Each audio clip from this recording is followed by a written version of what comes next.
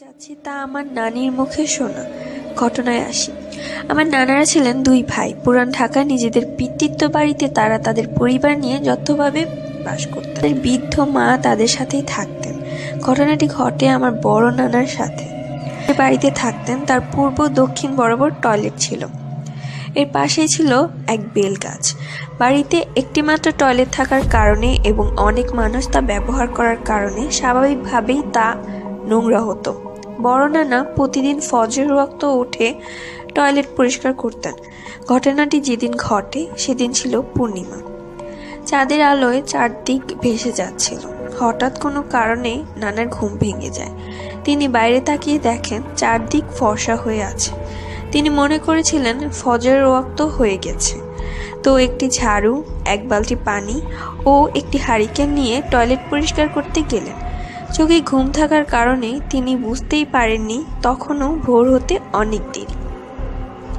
টয়লেটের কাছাকাছি গিয়ে তিনি দেখেন তার মা টয়লেটের সামনে বসে আছে আর গোঙাচ্ছে। তিনি বললেন, মা, এত রাতে এখানে কি করো? তার মা বলল, বাবা, আমি টয়লেটে এসেছিলাম, ফেরার পথে পড়ে গেছি। হারিকেনটা রেখে আমার কাছে এসে আমাকে টেনে তোল। নানা হারিকেন রেখে তার মায়ের কাছে যেতে লাগলেন। হঠাৎ পেছন থেকে তার মা তাকে ডাক দিয়ে বলল, ইউসুফ, কার সাথে কথা বলছিস? এত রাতে টয়লেট পরিষ্কার করতে এসেছিস কেন? কেবল রাত 2টা বাজে। তিনি পিছন দিকে ঘুরে দেখেন তার মা হারিকেন হাতে দাঁড়িয়ে আছে। টয়লেটের দিকে তৎক্ষণাৎ ঘুরে দেখেন সেখানে কেউ নেই। সাথে সাথে তিনি মাথা ঘুরে পড়ে যান।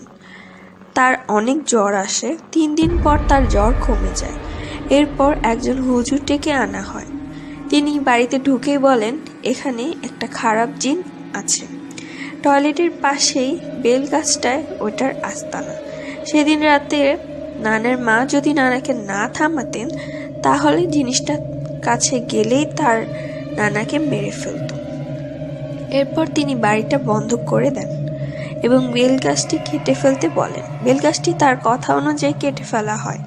এরপর আর কোনো সমস্যা হয়।